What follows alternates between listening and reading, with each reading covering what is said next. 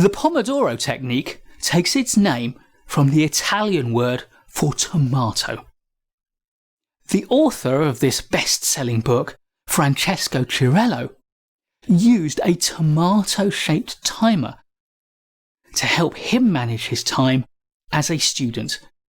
Now he has a book, a methodology, and a range of tomato-shaped timers to help him promote good time management. In this video, I want to summarize my understanding of the Pomodoro Technique.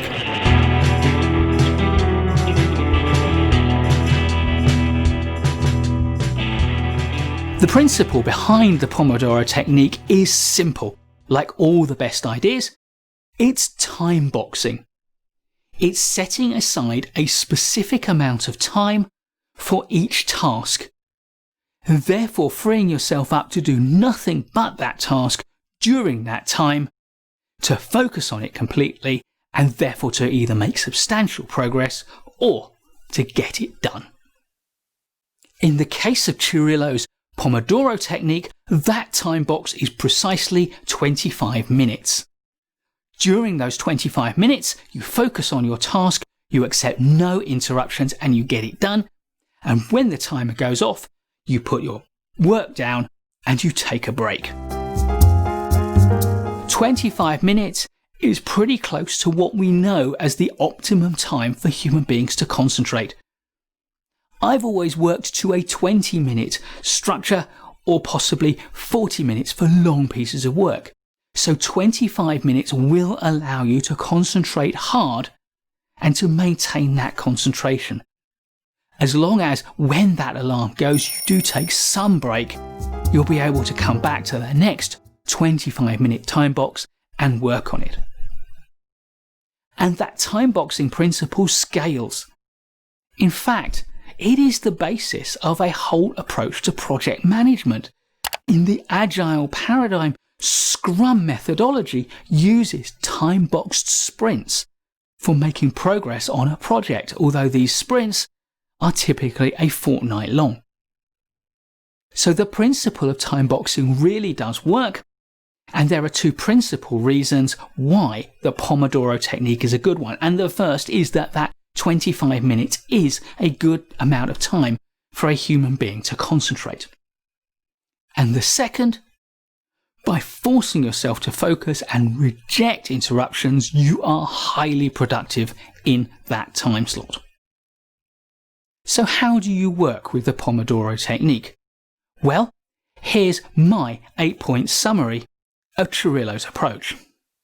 Step 1. Select a task that you want to focus on from your list of things that you could be doing. Don't pick one that is only going to take a minute or two to get done, but pick a task where 25 minutes will either allow you to do the task or to get a substantial chunk done. Secondly, set your timer to 25 minutes. Then third, work steadily without interruption until the timer goes off 25 minutes later. Once the timer goes off, number 4 is to mark off what you've achieved and to reflect on what you've learned as you've done it. Then 5, take a short break. 3 or 4 minutes is likely to be enough. Just enough time to stretch, to move about a bit, to have a glass of water. Step 6 is to repeat the cycle 3 more times. And step 7 is to take a longer break after 4 Pomodoro intervals. Cirillo suggests 20 to 30 minutes. And finally, step 8 is to repeat that whole 4 interval cycle throughout the day. Because Cirillo advocates that the Pomodoro Technique is an approach best used as your whole way of doing things. Some people find the Pomodoro Technique really works for them, and they do manage their whole day by Pomodoro interval. Others of us find that the idea of time boxing a specific piece of work is a fantastic asset and resource when we need it. we don't necessarily manage our whole day because of the other things we need to get done, or because we are actually comfortable focusing for longer periods of time. However, when you've got something you need to get done, and it's about the right length, or you can divide it into chunks of about the right length, then the idea of time boxing is solid, and the Pomodoro interval of 25 minutes is pretty good.